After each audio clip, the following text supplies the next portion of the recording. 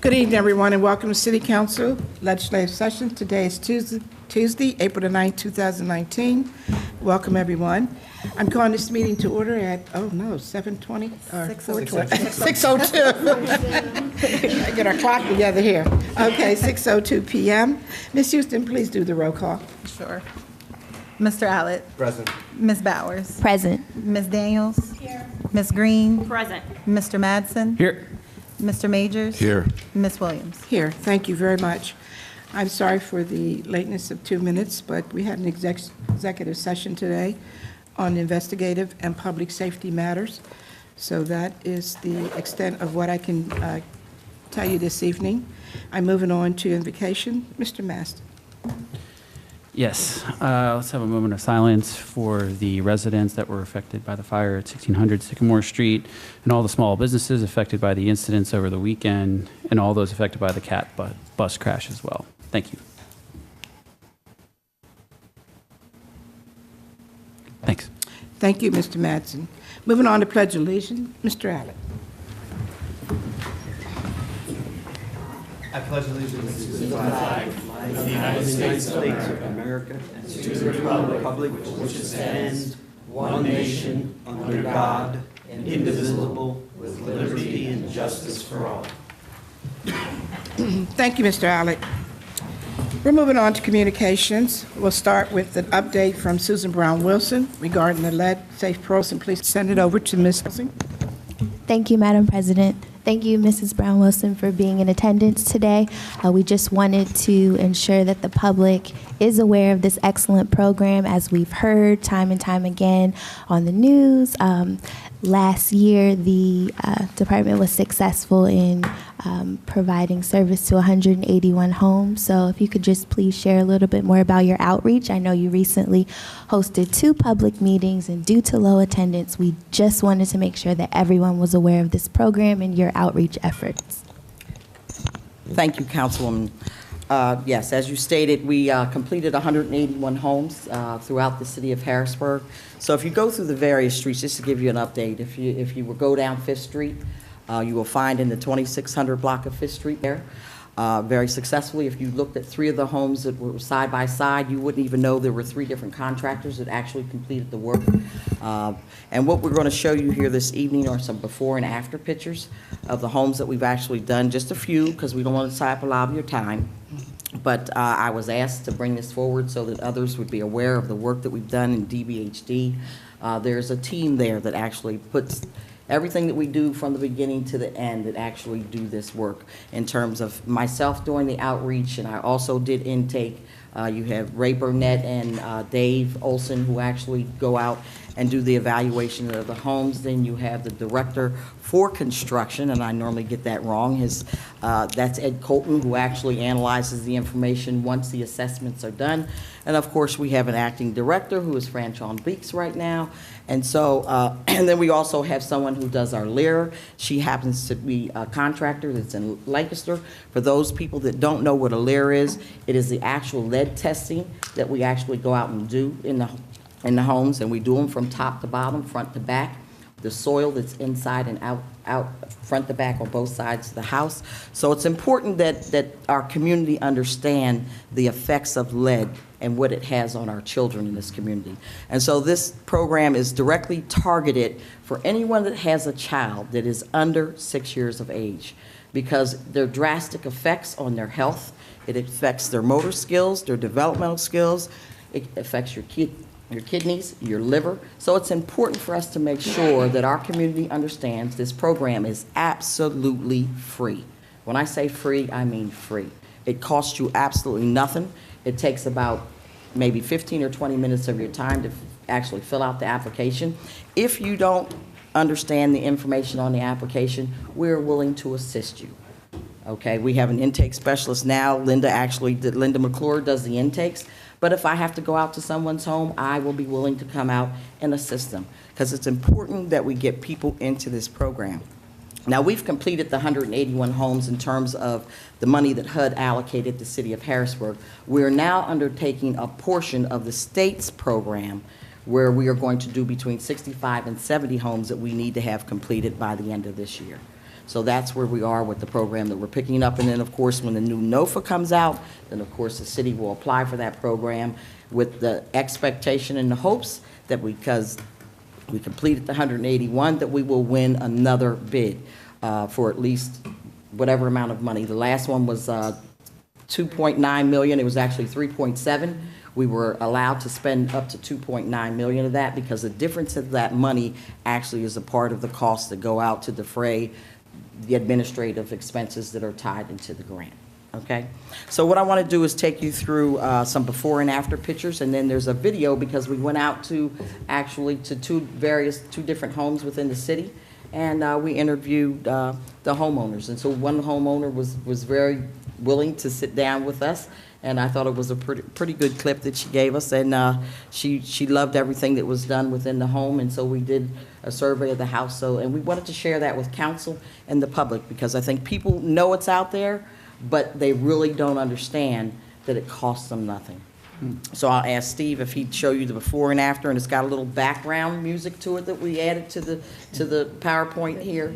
So I'll let you enjoy that, and then we'll move on to the actual interview section. Okay?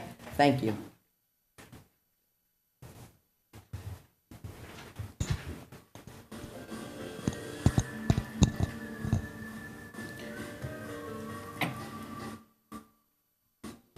In these pictures here, it shows you how some of the homes were really deteriorated. And so when we look at the homes, they go out and we actually look at where the lead has actually started peeling off.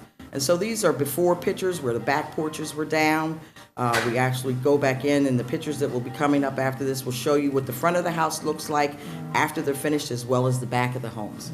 So you're talking about drastic changes in what we've done with this program in terms of giving our community and our neighborhoods a facelift that's really needed. So this program, while it's essentially about targeting children who are affected by lead, but it helps us create a different environment for the homes that these people are renting and actually living in. And so we really want to target homes where we have rental properties and homeowners alike. And it is income-based, and all they have to do is apply for it, and most of the occupants that we've had are pleased with it. We also do what's called an occupant containment process. It is mandated by law that when we walk into the homes that they be covered with 6-poly plastic. And that means over everything in the homes, you must cover it up to ensure that those lead particles don't fall. And when they fall, they must go in after we finish the homes, and they clean the homes up from top to bottom. Wherever they've taken those windows out, they must clean up and make sure that they go back in. And then we test it for lead once the job is complete. And if it doesn't pass, then guess what? We have to go back in and clean it again. And it then is at the expense of the contractor if one should fail. And that's not something that we've had a lot of. We've had a couple, but not many. So they're very conscientious of the fact that it's important that when they go in to do these homes, that they do it right the first time. Wow, look at these pictures. Wow.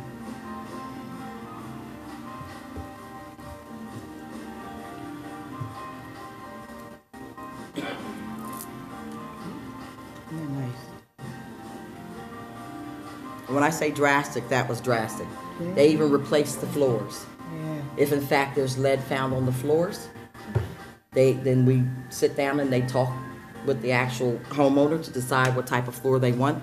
If in fact it's a floor that they want something different than what we're willing to offer, and they're willing to bear the difference of the expense, then we sit down with them and they negotiate those terms and agreements and conditions. There's a 1-year warranty on all the work that's done. And if in fact there's something that should fall short of that, then it's up to the contractor to go back and correct it within that year's time. And we haven't had that happen yet in any of the homes that we've done.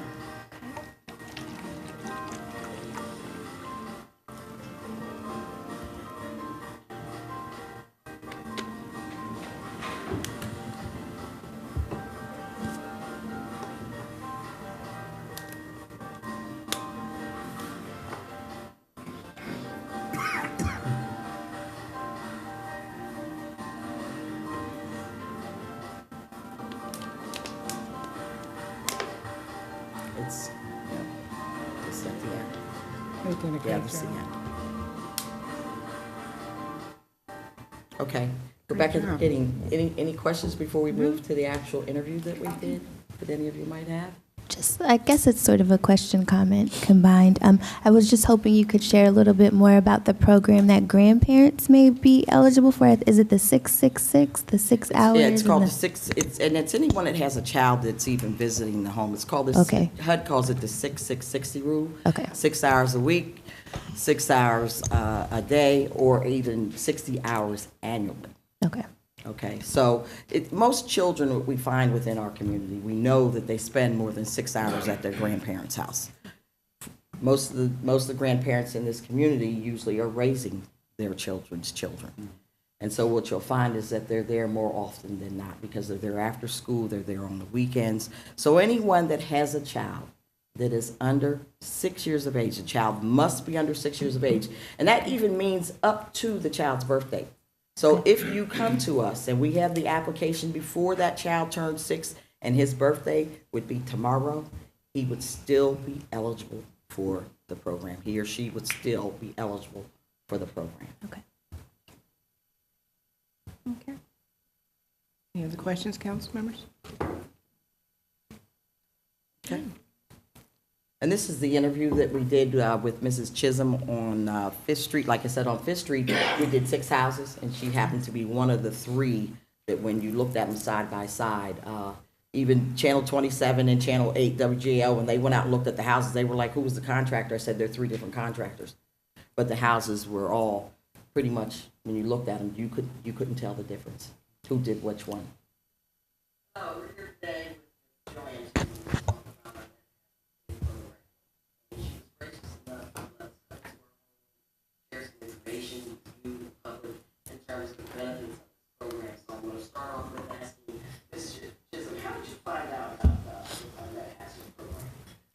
Actually, I knew about the program because I worked for Healthy Aging, Healthy Kids Helpline, and the landline was one of the lines that we served. And so I knew about it, it was like years ago. But then I talked to one of my neighbors who lived like 2 doors from me. She was having some work done on her home through the program. And, I saw how well, the work was being done and how beneficial it was. So I decided to apply as well. In your opinion, did the program actually meet your expectations? Because I know you run a daycare here, Yes. and so you have children who will be exposed to the lead in the home, and so that's what we promote about the program. That it's about being safe, healthy, and making sure the environment that the children are in are not exposed to the lead in the homes. Right. So tell us a little bit about the expectations that did they meet the expectations? Absolutely. I thought that when they came in to do the initial testing, that they were very thorough. They checked all the areas of the house, and I think that they did a really good job as far as the research was concerned. And then when they came in to do the work, I thought that everything was just done in an excellent way. They were very professional, and the work was done professionally. And I couldn't have asked for better, as far as how they completed the work and how timely it was. They were very conscious of the time and the fact that it was very close to the holiday, and so trying to get the work done in time for me to get back to my home, on the holiday, I thought that they did an excellent job.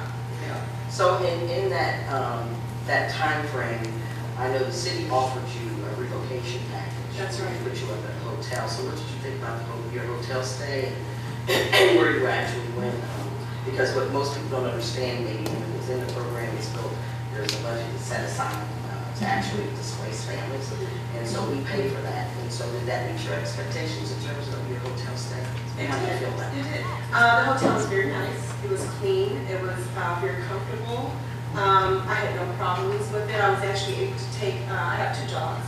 I was actually able to take them along with me. The staff here was very friendly, and they were very accommodating to me. So I had no issues with it at all. It was very well done. So would you recommend this program to others who are community? Most definitely. I would definitely recommend it. I think that the benefits, not only for the children, which is the key thing, is that their health and welfare, because we know how that can affect children mentally and physically. So for me, it made me more comfortable to have children here. And I think that, that, you know, that is the benefit of the whole program, is just, you know, making sure that the children are safe. But there were some other benefits for me as well, because I noticed that since the work was done, my home is more secure as far as energy is concerned. This downstairs used to be cold, you know, and since, you know, they put the doors on, I noticed that the house is warmer, sealed well, everything's amazing. And I benefit that way because I feel that not only is my house safe for the children, but it's more comfortable for them as well. You know, I think that that was an added benefit. Now, you weren't here when the contractors actually came in to do the work, but what they typically do once they start a job, we do what's called the conveyance process in the home. Did you find any residual dust afterwards? Because when they come into the homes, they have to lay down the necessary, it's a plastic covering over your things as not, so when they disturb the lead paint in various areas, those chips weren't found once they clean up. So did you find any lead residual chips when you got back into your home? No, I didn't. You know, it was just a matter of putting things back into their place where they were originally. But as far as dust and cleanup, I hardly had to do anything at all. But it's an awesome program. It really is, and I'm just so impressed with how things were done. You know, I have no complaints. Well, we want to thank you for your time. But I've also invited two of my other colleagues here, because it's a team of us that actually came in here together, so people know that there's a team. And you can explain to them the experience that you had with them as well. Everybody that I came in contact with was very warm, very professional, and they showed that they're real concerned, you know, for making sure things were done well, and that I was pleased with the work. It was my pleasure actually working with both of them, and I really appreciate, you know, all the work that they've done. When you come to the home, what do you really do with the client themselves? What's your process, and what does it entail? Well, once the application is complete, they make an appointment, and we have a risk assessor, someone who will come and bring their equipment and test all the areas of the home for lead paint content. Then, after that, after we get that report, then I'll come and do an inspection with that report, so we can figure out what exactly we need to do here to keep the house lead safe. With that information, then I will write a specification, what needs to be done to the house lead safe. And then after that, we put the work out to bid, we get a winning bidder, and we schedule the work, and that's how that process all works. Once we get here, we have specifications that we prepare. The specifications note all the areas where the lead has been notified in the house, and we learn the homeowner provide with cover which areas need to be tested.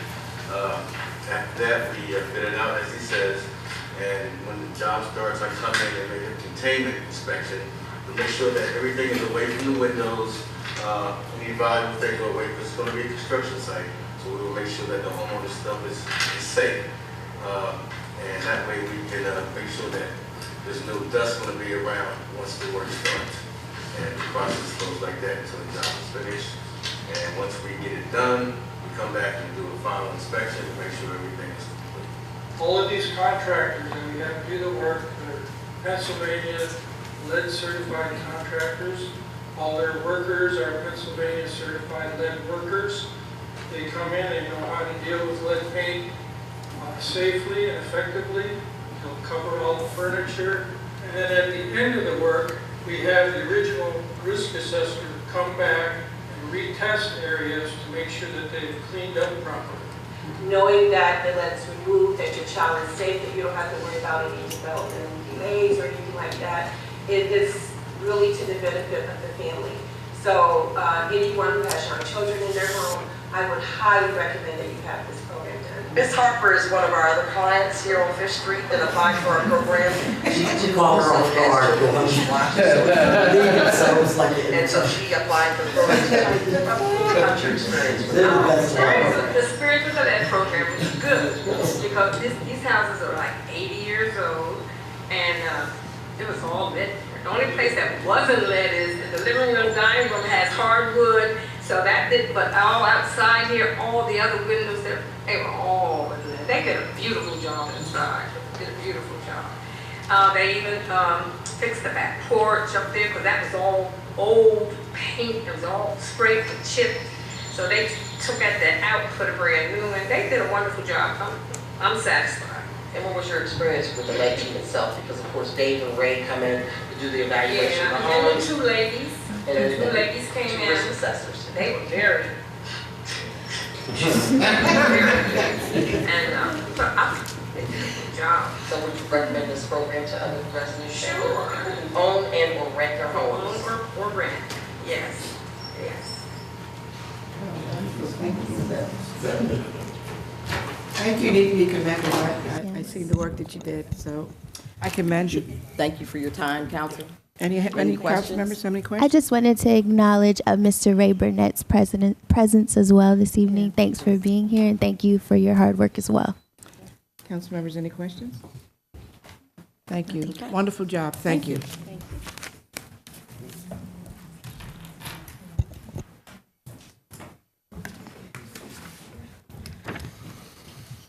Moving on to communications again, update from Wayne Martin regarding the sinkhole project. Mr. Martin?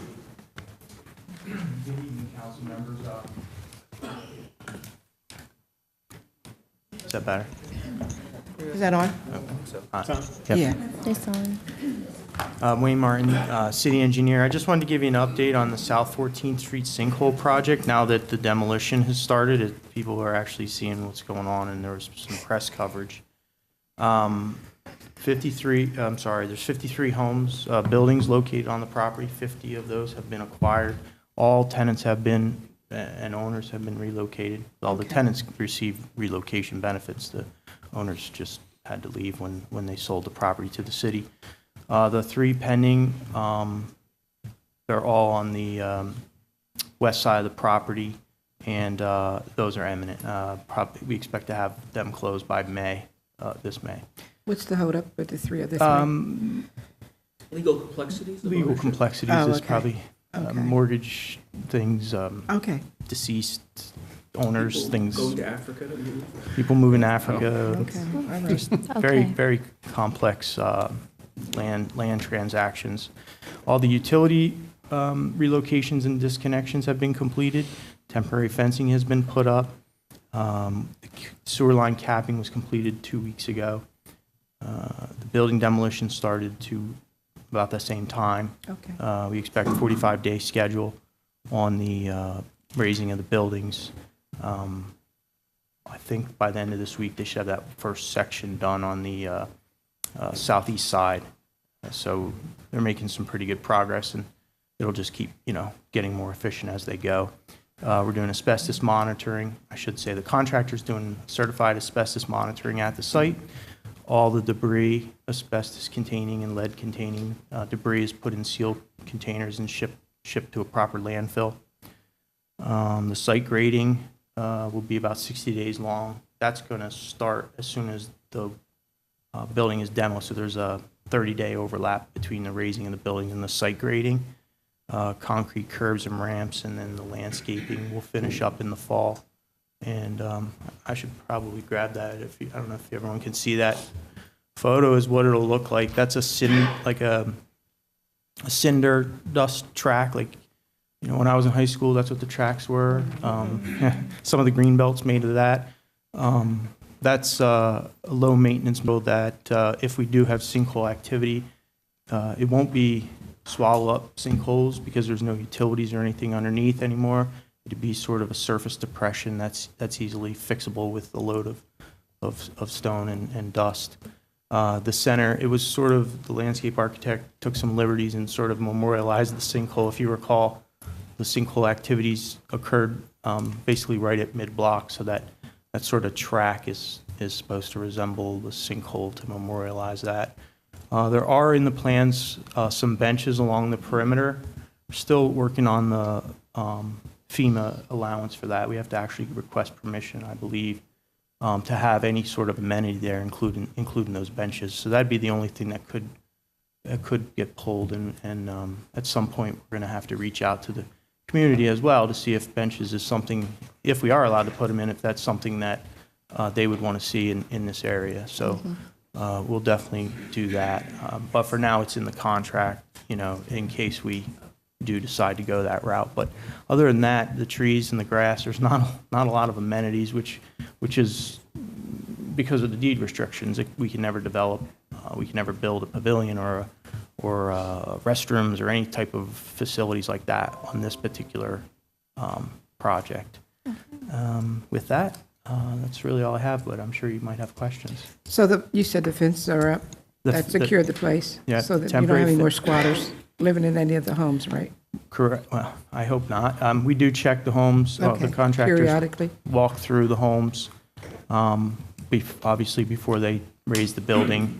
It's secured, with fencing, and somebody could climb a fence, but all I know is they do have to check it before raising. How long would a project take to do the demolition of the homes and then So we have the landscaping of the? We have about 30 days left in the demolition, and the site, maybe in about 2 weeks, the site grading will start on the Okay. one side. The landscaping concrete work will happen at the end. So there's new curbing getting put around the site. So that'll be landscaping is typically done in the fall. So we expect to have it completed by September. Okay. Council members, any questions? No, thank you. Okay. Thank you, Mr. Thanks, Martin. Maisie. Thank you very much. Thank you. So Parks and Recreation will be responsible for the upkeep of that, right? Yes, that's correct. Oh, I'm asking. Okay. For the cutting of the grass and maintaining that area? It's a city open space. Yeah, because we required it, so I wanted to just make sure that okay. All right. Thank you.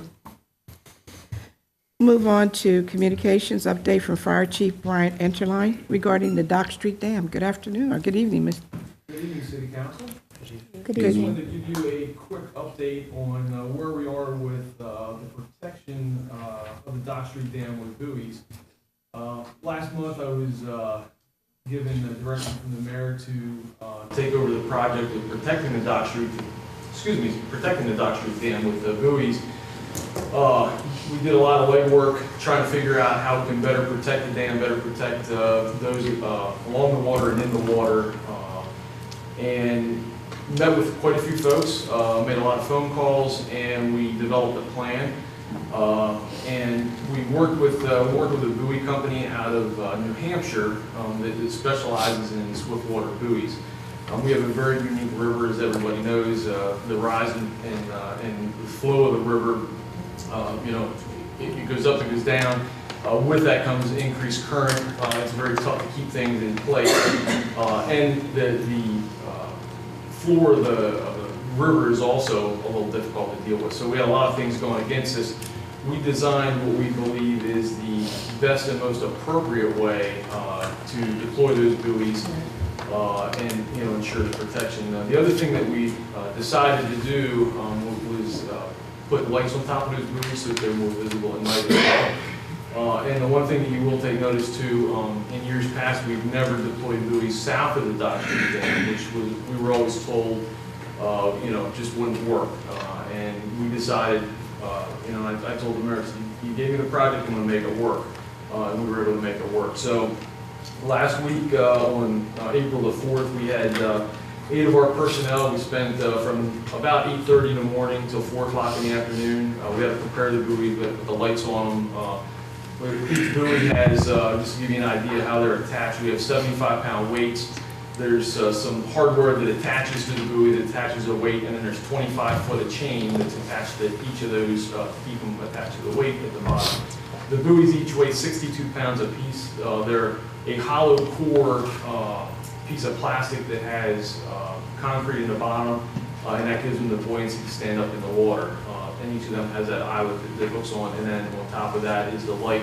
that has a 3-year lithium-ion battery that is recharged by sunlight, and then additionally is each of those lights has a dusk at dawn sensor in it, so that at night the lights, when the sun comes up, they go out.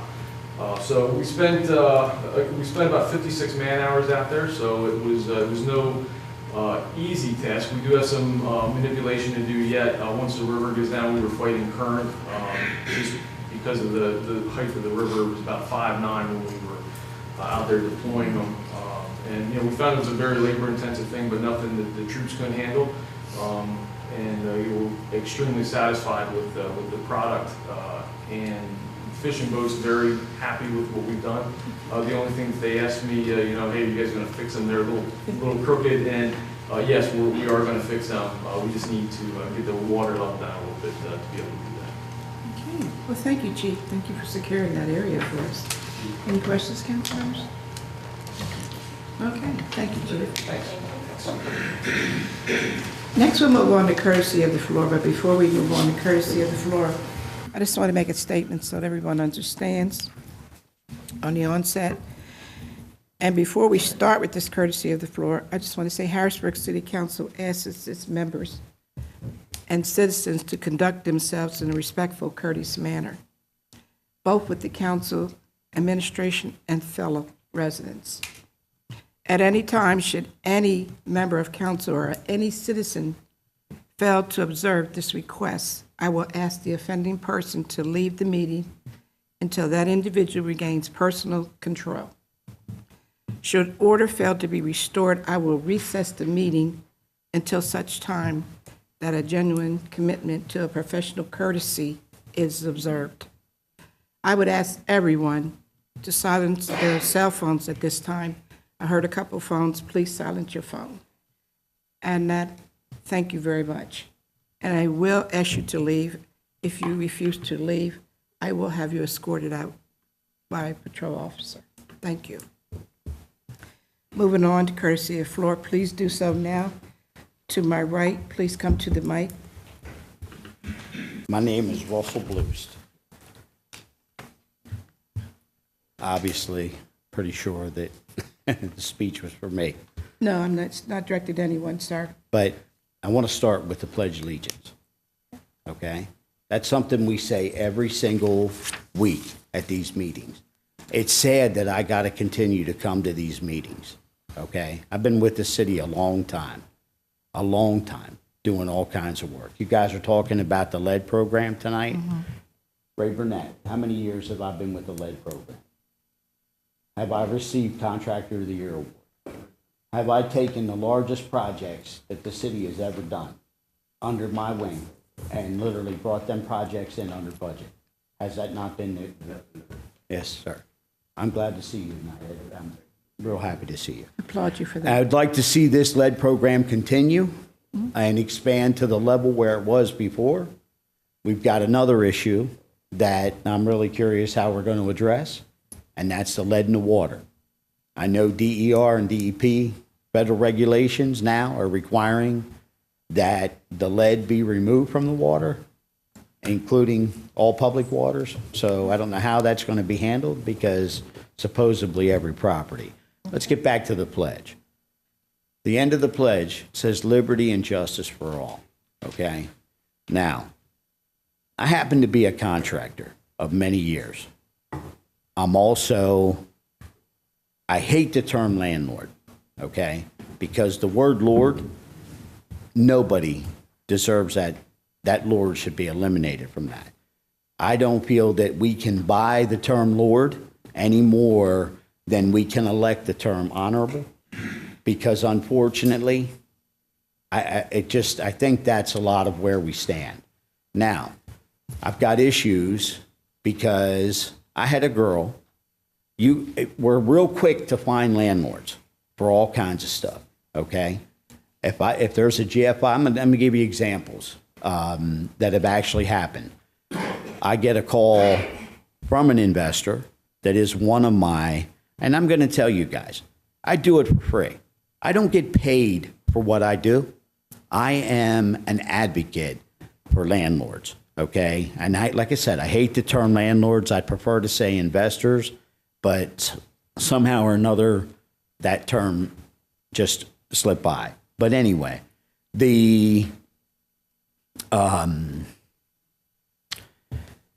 had to lock a tenant out.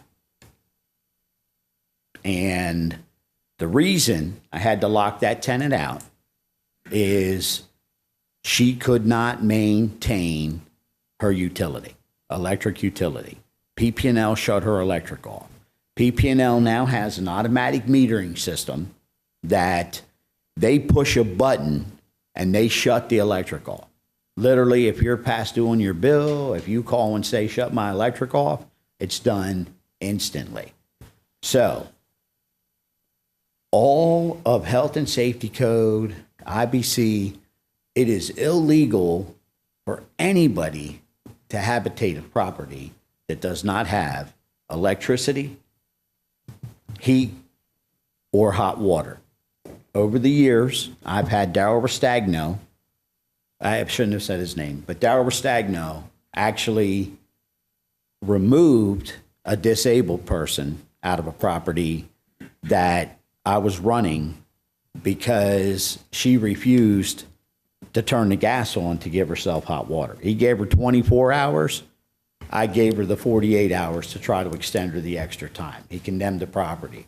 What I don't understand is if you or I destroy a motel room, how long do you think it would take after we left that motel room before the police would pick us up for destroying somebody's property?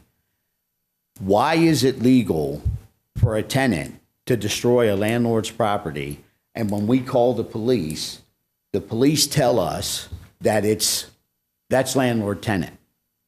It's not their property. They don't have the right to destroy it. So I had to lock this girl out because it's my obligation. Unfortunately, I'm a master electrician, and I'm very lucky to have Allstate as my insurance company.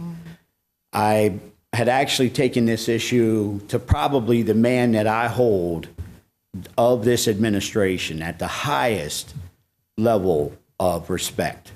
And I was actually shocked that the answer, when I asked him the answer to what had to be, what came first, landlord-tenant law or health and safety. And the answer happened to be landlord-tenant, which actually shocked me because that's not true. It's absolutely not true. I had 2 police calls calling me, telling me that I absolutely, positively had to turn the key and let this girl live. This girl had control herself, let alone control them. Now, how do you think what's she gonna use for light? Candles. What's she gonna use for heat? Who knows, a charcoal grill? I've seen pictures of people with garden hoses hooked up to gas lines 3 houses away, run their furnace.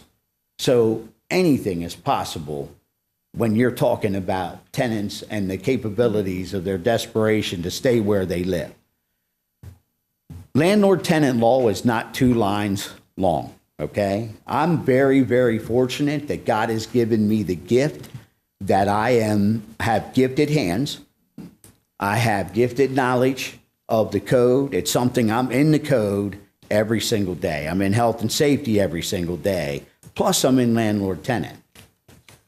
To me, it just doesn't even make sense to me that there's a double standard here and the landlords are being targeted, because if a landlord should be fined or can be fined $1,000 for a GFI or a baseboard heater that's not working, a tenant should also be held accountable for not being able to pay their electric bill.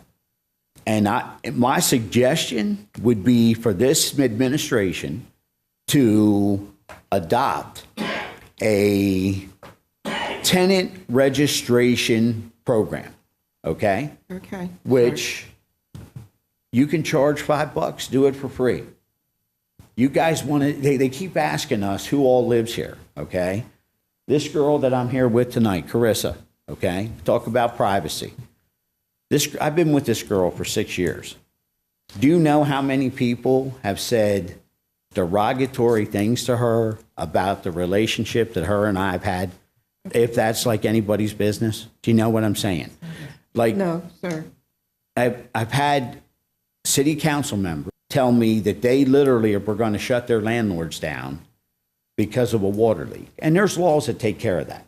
There's laws literally, you can pay for that repair yourself and deduct it from your rent. Okay, sir, I'm going to ask you to kind of conclude. Oh, no, I'm pretty much done. I mean, I just, my goal here, this is what's sad about this. I've got extreme levels of knowledge, and Ray Burnett will absolutely, I've done nothing but help that program. The Building and Housing Program, I've always had positive input, positive changes. So anybody that, if you guys are truly looking to come up with a solution to make this city what it should be, you're better off to deal. I tried talking to everybody and nobody wants to. Now, unfortunately, I want to drop these off here, right to nose, because somehow or another, they don't seem to be getting where they're going. So we have one here for the city solicitor concerning Chapter 13 law, which for some reason it's been sent 3 times. Okay, And sir, if you have the documents, then. we also we'll take- have Sir, excuse me, Mr. about the magisterial. Okay. We'll take those, You want yes. to set them here? I've got a copy for. Okay, we'll get those for them, documents. and Thank I've you got very a much. copy for codes. All right. Can I show you one last thing? This is my lease. This is the lease that I signed. This thing has everything in it. Criminal activity, codes enforcement. 38 years, I've never lost a case in court with this lease because it's plain language and it specifically spells out illegal. We'll look at it, sir. We'll make sure everybody gets, are you going to give us a copy, or? Unfortunately, this is like personal information and it's a gray area. Okay. But I strongly encourage tenant registration because that actually would help us because if someone's in criminal activity, they're not going to register. Okay, sir, we'll consider that. Thank you so much. Next, please. To my right.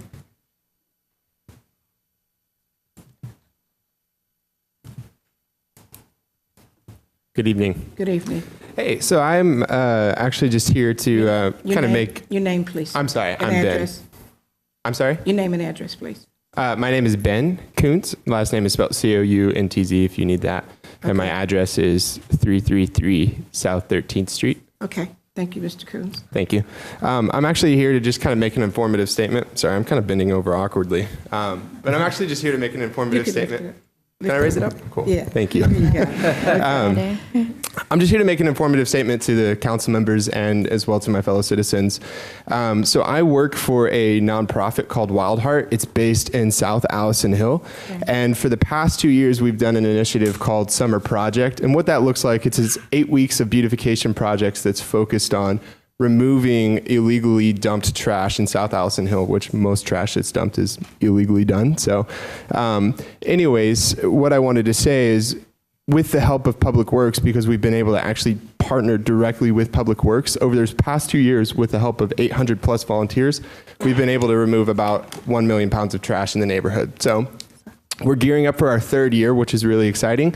Like I said, we're going to be doing 8 weeks, and we're estimating to remove about 500,000 pounds of trash in the neighborhood in the community of South Allison Hill, which is really exciting. So yeah, I really just wanted to make an informative statement to let you guys know what's going on, but also as well to just say, hey, if you're interested in partnering and looking for a way to have an impact and an effect in a community that desperately needs it, I would love to talk to you afterwards. So, thank you. You want to give us some information on how to get in touch with you? Yeah, so I actually have business cards. Okay. I don't know if I should just. Yeah, leave them, Cool. leave them with our city clerk. Okay, cool. I will do that. And yeah, obviously you can approach me afterwards. I'm a pretty nice guy, I like to think. So Thank you. Thank you guys. Mr. Coons, for what you do for the city. Thank you. And thank you, Mr. Coons. We've been working with. And then, oh, I'm sorry, you can give the. And we've been information working. to- Yeah, I've been in contact with Tannen and the folks over there. You guys are doing great work, and Aaron, our Director of Public Works, speaks highly of the work you guys do, and look forward to working with you and continue that relationship. Thank you, Mr. Major. Tim Rowbottom, 333 South 18th Street, Harrisburg. I just wrote another letter, and I have a complaint. I don't have an extra copy because it's a little big, but I just wanted to read the letter. I'd like to start by again thanking you for problems in this city without proper litigation. It is my imperative to move forward for my best interest and the best interest of my family and other residents that are continually attacked. This being said, I've officially filed my initial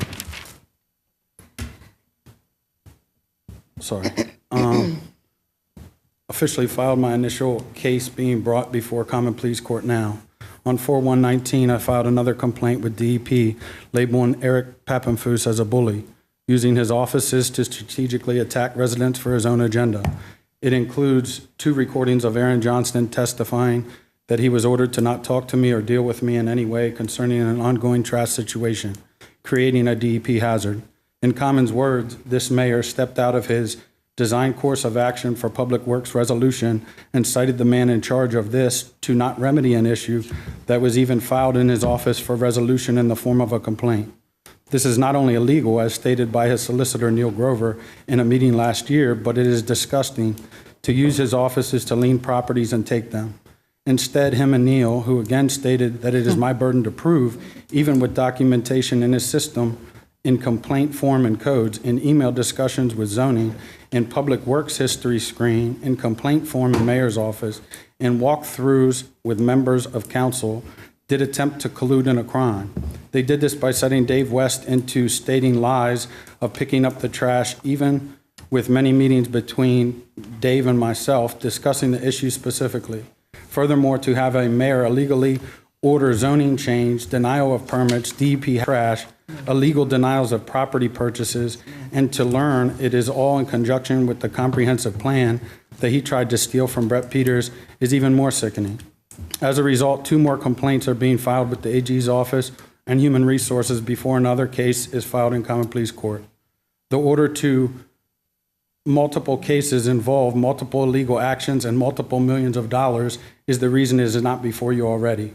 Okay. It is funny to think that the senior advisor to the mayor is also connected to this property dispute in which he allegedly tried to kill himself, was in a coma, and brought back to bully me, threaten my life, and was fired and even more upsetting. No, I don't have to listen to this. No, I don't care if you take me to court 20 times. I don't have to listen to this. I appreciate that. No, You're defending people, yeah, sir. you are. You are. Stating facts. No, you're not stating the facts. You're not stating. Sir, you are either delusional or a liar. Look, Dale, we're not going to argue with him. We're going to ask you to take your seat, please. I just called your name. No, I didn't call you. Sir, I'm stating facts. But I'm not going to allow you to stand up here and defame people, and we don't have a chance to defend themselves. And I don't care how many times you take me to court. I'm ready. I'm waiting for you. I'm ready for you. Oh, yeah, you are. Now, you're not going to do that, Mr. Rowbottom. You got to be respectful. I asked you to be respectful. Anyone else to my right, please? And then have a child with him. Wow. Anyone in the middle, please?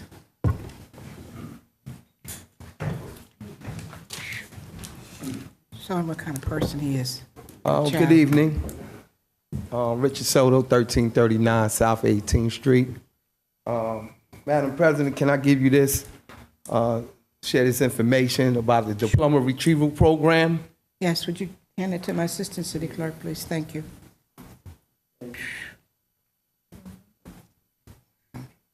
That goes out through the whole Dauphin County, young men and young ladies that don't have a GED. Do you have more than one copy? Excuse me? I'm sorry, do you have more than one copy? Yeah, I got plenty. You want another one?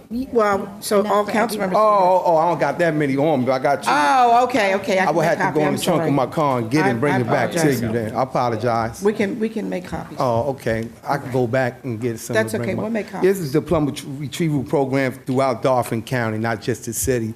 Young men, young ladies that want a GED, they would get a diploma signed off from Stilton High School. So we located at the East Mall up there. It's a free program. They work toward the electives. They need 2, 3, 4 electives. We have 2 teachers there, and a teacher A, and also a career development counselor as well to help them enroll, excuse me, Harrisburg University or Hack campus in the vocational trade school as well. I had another question, 2 more questions. Yes. One more for the Parks and Recs for the summers coming up. Swimming, what is the plan? what plans y'all got for the kids to stay off the streets? The new park going down South 18th Street as well. I know that a couple residents there, Gary, reached out. They didn't get an answer yet about doing the basketball tournament there. We had them years ago as well, but we couldn't do it for 2 years ago before because the park was getting redone. So we just trying to make a connection, see what's going on, what's the plan. And kids, a lot of kids don't have money. So I see it was a lot of issue because they didn't have money, they couldn't get in. We're going to try to accommodate those young men and young ladies don't have the money every day to get in because a lot of work is there. Bring their family members in there after hours as well. And are we going to have some type of safety there? Because when they're coming out, it be sometimes some fights and things like that. It escalates. But I don't see park rangers or anyone there until some things happen. Then the police be flying down there and stuff. And, you know, that's what we trying to find out. The other thing is, to Mayor Pafferfoods, dealing with the courthouse uptown, the federal courthouse. I heard some things going on in the media and stuff. They're going to have a meeting, city council members and county commissioners.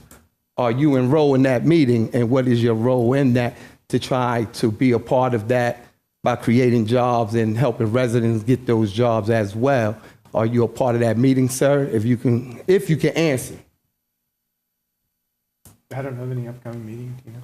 And can that be on the record, though, please, and stuff? I would appreciate that because I think it's very important to our residents in the city as well because a lot of people from uptown area, they lived there for years and they had businesses and they had to move out.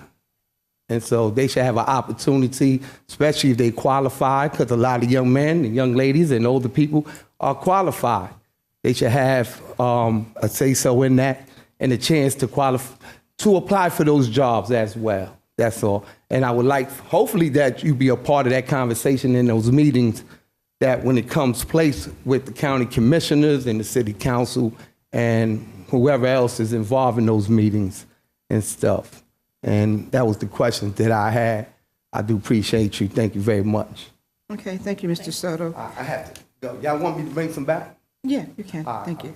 I want to get it. And we'll try to try to address the question. Free parking It's free downtown. parking. Yeah. It's free parking from 5 to 7. Oh, even the 15-minute parking? Yeah. Oh, I'm good. And we'll try to answer your, That bodes well for we'll certainly try to get you some answers on the parks and recreation with the swimming, because we did do a program last year where we had some of our children and the residents swim free on Wednesdays. So I will touch base with Ms. Daniels is our committee chair, and she will have some information forthcoming. I think it's very important because a lot of times some people that work there, they bring family members. And I don't think that if you work there, you should not, if the pool is closed, let the pool be closed. You should not be swimming in it because other kids there, they singing that, and it just start chaos. I'm sure. I shared with y'all last year with members of y'all, and we want to keep the problems down. I live on that block. We got older people there, senior citizens, and I mean last year with some bullets flying. Well, we'll try to get an answer for you about the hours and how much the fee would be for swimming, and whether or not we'll have free swimming for the kids on Wednesday again.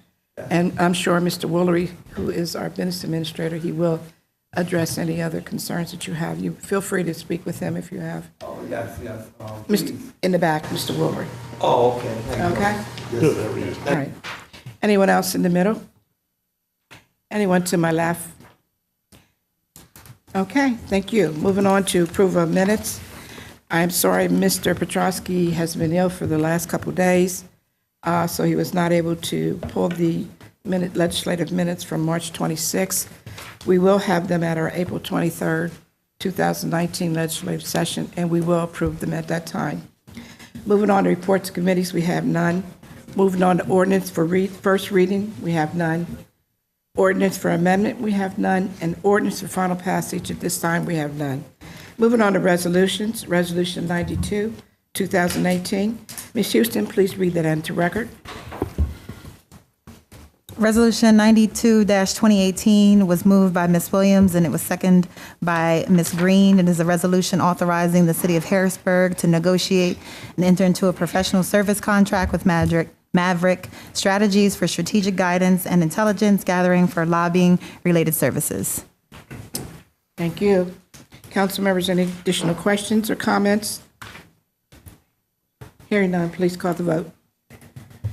Mr. Hallett? Yes. Ms. Bowers? Yes. Ms. Daniels? No. Ms. Green? Yes. Mr. Madsen? No.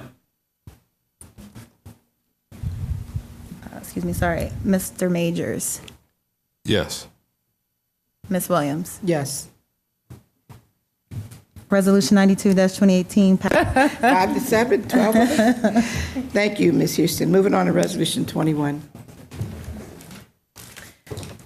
Resolution 21-2019 was moved by Mr. Allard, and it was seconded by Ms. Bowers. It is a resolution of the City of Harrisburg urging the Pennsylvania General Assembly to support Restore Pennsylvania, a $4.5 billion infrastructure improvement plan.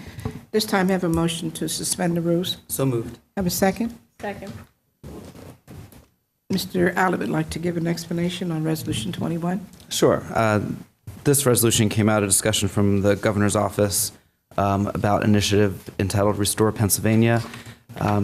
Governor's proposing funding of a $4.5 billion over the next 4 years out of a monetization of common sense severance tax to do some significant high-impact projects throughout the Commonwealth to help catapult PA ahead of every state in the country in terms of technology, development, and infrastructure.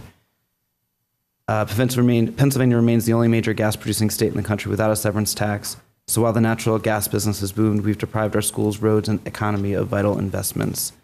If we can finally enact a severance tax, we can invest in our infrastructure and future without raising taxes on middle and working class families. The governor's Restore Pennsylvania plan will help Pennsylvania address blight, expand broadband access, mitigate the effects of localized flooding and climate change, and expand green infrastructure, restoring communities after long neglect. Restore PA is the most aggressive infrastructure plan in generations. It will address 5 priority infrastructure areas, including high-speed internet access, storm preparedness and disaster recovery, downstream manufacturing, business development, and energy infrastructure, demolition, revitalization, and renewal, and transportation capital projects. So I just wanted to provide some information to my colleagues as we have this up for a vote this evening. A vote on this is a vote in support of the governor's initiative and encouraging the General Assembly to move forward with it. Thank you, Mr. Allard. Have a motion to go back into the agenda, this session. So moved. Have a second? Second. Thank you. Council members, any questions or comments on Resolution 21? Comment. Mr. Majors? Just want to know for the record, I'd be abstaining from a vote on this resolution. Understand. Thank you, Mr. Majors. Anyone else? Please call the vote. Mr. Allard? Yes. Ms. Bowers? Yes. Ms. Daniels? Yes. Ms. Green? Yes. Mr. Madsen? Yes. Ms. Williams? Yes.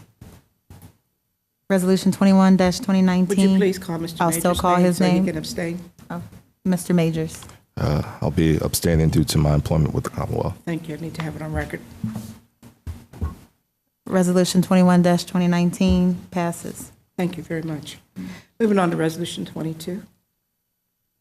Resolution 22-2019 was moved by Mr. Majors, and it was seconded by Ms. Daniels.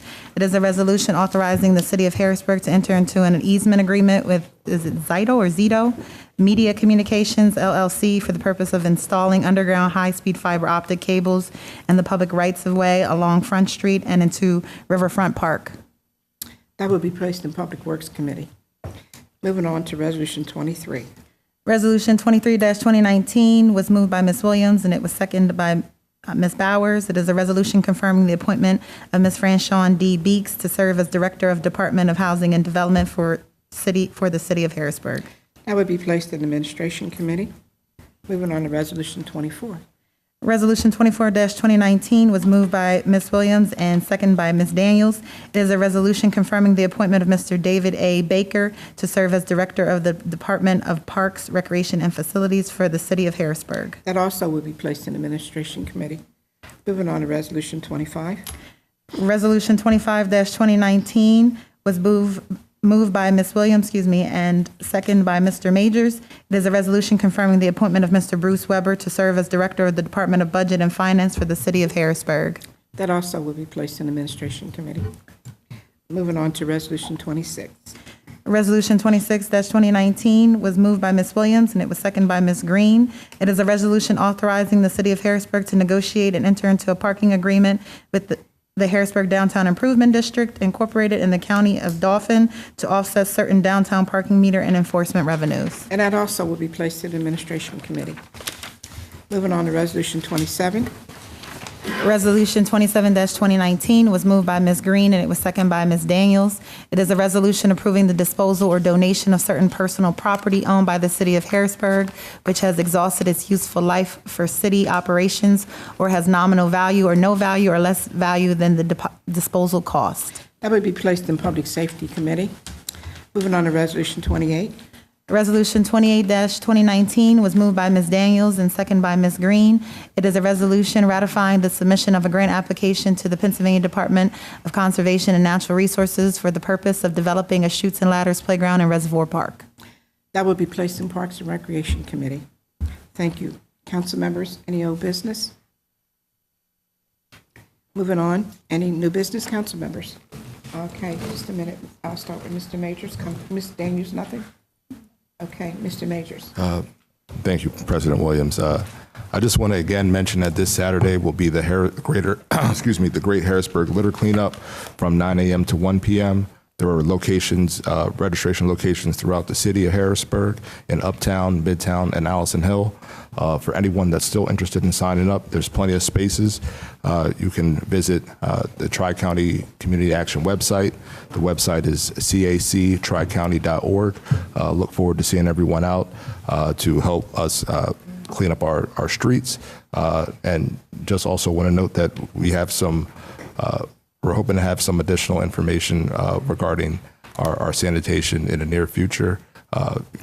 This spring has been one filled with a lot of complaints that I've heard from residents regarding illegal dumping, and we updated our sanitation ordinance last year. All of those rules and regulations will be in effect in very short order, and we encourage you to continue to allow us to give us time, but also provide us with information where you see this illegal dumping so that we can really attack it and charge those responsible for those activities. We want to keep our city's streets clean and safe, and one way we can do that is by continue to combat the blight in the city of Harrisburg. So look forward to seeing everybody on the 13th. Thank you. Mr. Allett. Thank you. I just want to announce a special work session here in council chambers this Thursday, April 11th at 5:30. Over the course of this, I guess I'll use by semester timelines, we've been working with a graduate class at Penn State Harrisburg where students have come together to do a capstone project to discuss the concept of affordable housing. Council Member Bowers and I have met with the class on a few occasions. They are going to share with us in a work session some results of the study, the work that they've done. They will actually present that project for a final grade, and then we'll actually get a copy of that project.